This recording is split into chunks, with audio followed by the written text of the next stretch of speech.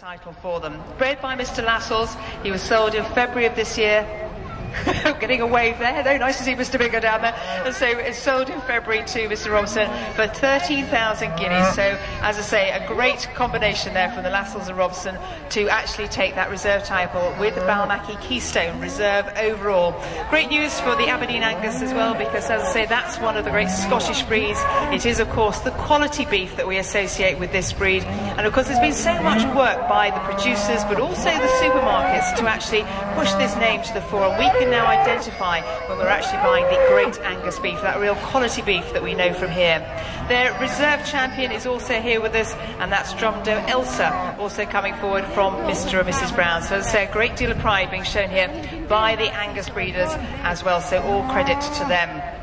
The Angus breed, of course, is the great breed in this country, naturally hornless, originated back in the early 1800s, renowned as an animal that's easy to produce, with low cost, a very economic breed to keep as well, slightly shorter gestation period for the females, and that again is a factor for all of those who keep the Angus breed. We now also see the Galloways coming past. We've already talked a little bit about the Galloways because their champion is our Supreme, and there he goes leading down as they begin to snake around the arena. The Galloway, as I say, having a tremendous show here, and well done indeed to all of those coming forward here. So the Galloway, with that wonderful toughness, that lovely thick curly coat that has enabled so many of them to actually thrive in all sorts of conditions around the world, and as I say, it's certainly been a great moment for them here. We also had the reserve champion coming forward from their particular lineup here as well. But as I say, just seeing those Galloways coming past, that wonderful hardness, the great mothering ability of the females as well, has enabled them to actually be kept in really the worst of conditions. They will thrive. They'll produce a wonderful calf. The mothers have such an instinct to actually raise those calves as best they can. So as I say, all credit to the great Galloway breed, one of the oldest and the purest of cattle breeds you'll find anywhere in the world. But I say, nature giving them that great thick curly coat that we see as they come past us, enabling them to live off so much of the poorest conditions.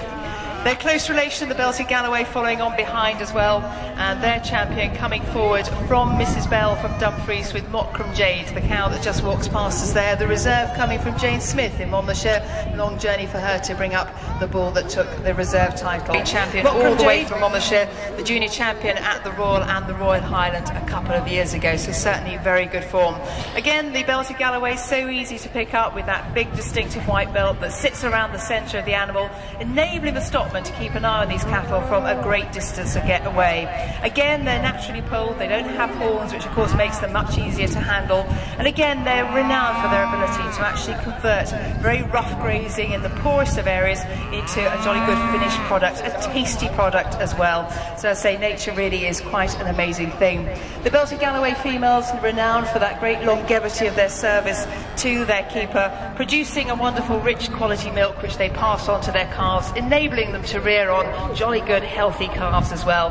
So well done to the Belted Galloway, better known as the Belties. Great to see such a good lineup out here today.